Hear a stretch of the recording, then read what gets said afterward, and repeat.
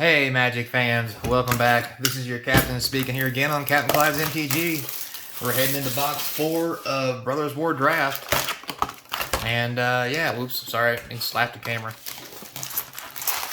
Yeah, so we had a pretty good hit last time, and actually it was a pretty impressive box.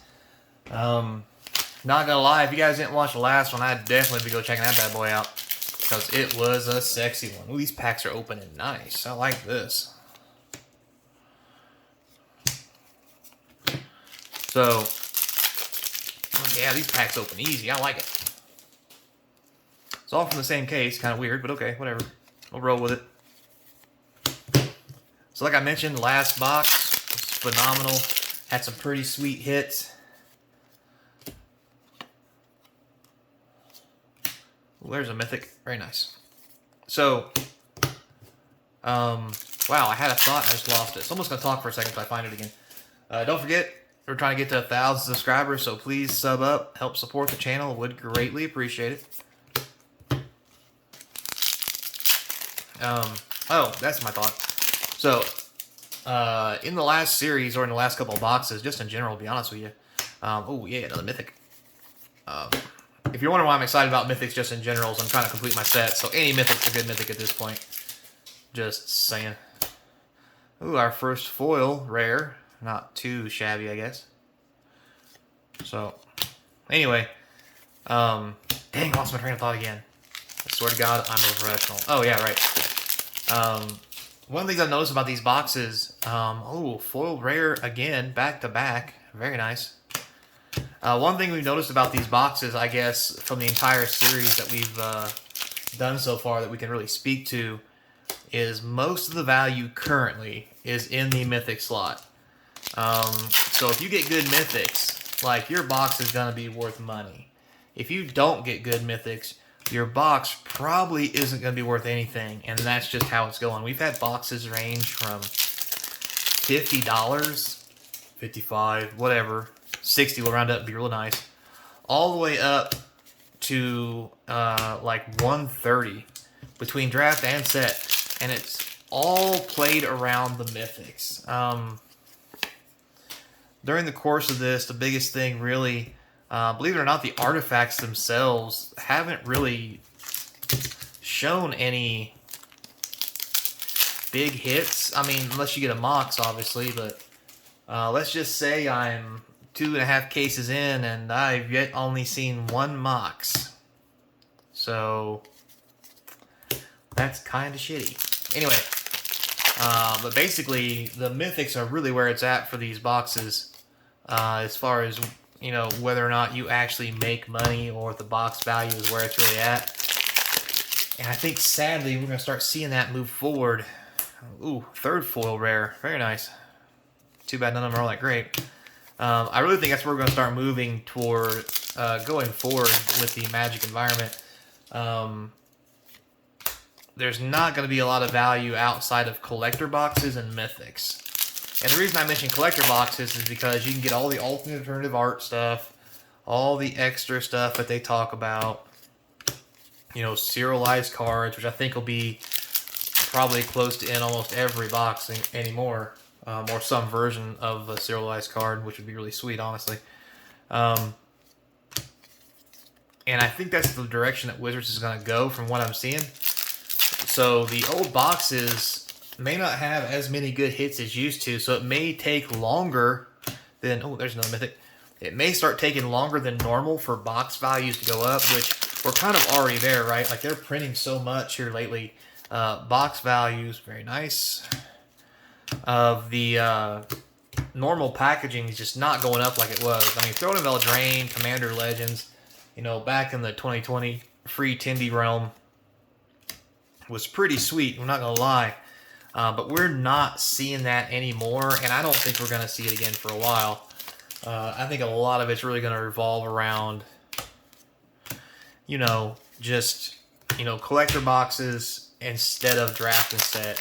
And that might be because we're just hardwired that way, because if you remember, you know, normally we had draft boxes for a while. Oh, there's a good mythic. Real good mythic. Put that little bad boy over. Hang on. There we go. All right. So for a long time, all we had was draft boxes. So when we actually opened a set, and that set aged, all we had was draft boxes to go on. So we all thought draft boxes were the way of the future. Set boxes came out, and then it was a if and or. But really, what really took the cake was the collector boxes, which really are focusing on people who want to collect. And I think the part about that that's making it hard for everybody is we need playable cards. The collector cards are playable, and it's really depending on people who want to foil, bling out their deck, whatever you want to call it. Oh, dang it. Ivory Tower. So we're moving into a realm where cards that are special and got to be worth money have to also be playable. And here's the reason why I think that. So, I mean, there's going to come a time where a special card will be worth money, but if it's a playable card, it's worth even more because people want to have that cool playable card in their deck. Like, let's take Commander, for example. Moxes are amazing, so are Lotuses and so forth and so on. People love playing the power cards, even though they're expensive, and that's what makes them really valuable, is how sweet that they are. Could they proxy them? Yeah. Do some people do it? Yeah. But it's the ability to actually put that card into a deck and use it is what really takes it home for people. So having serialized cards that are playable, I think, is the way of the future, and is what really getting this product, especially the collector boosters, to stabilize and have that value. If you compare it to Neon Dynasty, to begin with, the Neon Ink cards were very sought after. Everybody's like, oh, cool, it's a really special card, and this, that, and the other. But that started to wax and wane when people realized that the card itself actually wasn't playable. It was just a rare card. And that rarity was very undermined by the fact that no one really knew how many there were.